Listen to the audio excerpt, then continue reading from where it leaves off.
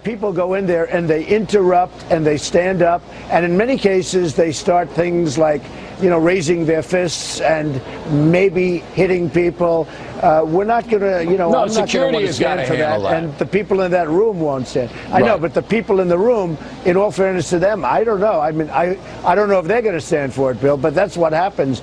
They provoke to such an extent. But the answer is yes, I would absolutely be able to stand above it.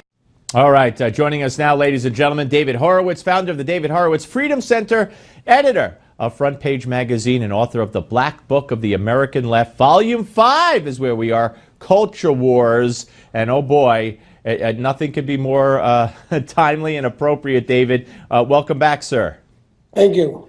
I mean, if you didn't write the book, I'd say you could write the book in the books, in the volumes, because you were a radical leftist, and now you're, who you are, and you could school all of these media members and the presidential candidates other than Trump who have to know better, that the left is organized, they're well-financed, they're well-planned and well thought out, and you can't blame Donald Trump for what they're doing.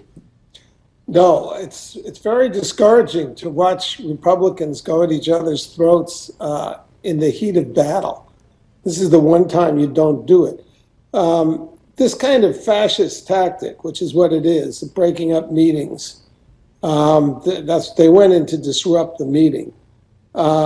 It's what led to the, people hate this analogy, but is what led to the rise of Hitler in the 30s. The communists and the Nazis broke up the meetings of the Social Democrats, and that's how Hitler was elected.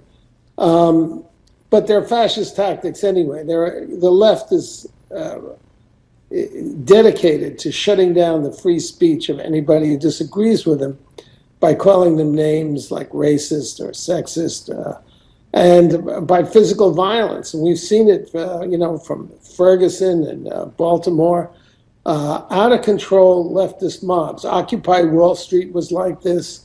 So David, I want to make something clear, because you said something important. So right now, the media has this storyline going, this narrative going that Trump is Hitler. Even Glenn Beck said to an extent Trump is Hitler, blah, blah, blah, because he wants him to raise his right hand because of that.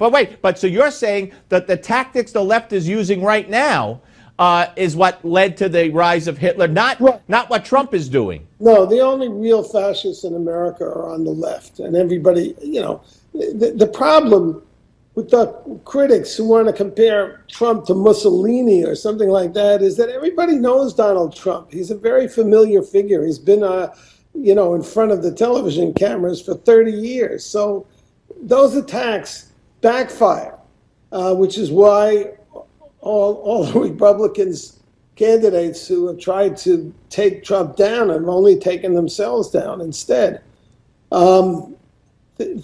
This fascism is a very serious threat. They're now planning a whole series of actions in the spring.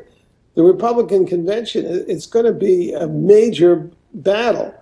And one thing Trump sometimes or frequently is over the top, like punch him in the nose. He shouldn't have said that, although I think the fact that he's fighting back, whereas other people are sort of averting their eyes, is part of his popularity. But Trump did say we need to arrest them.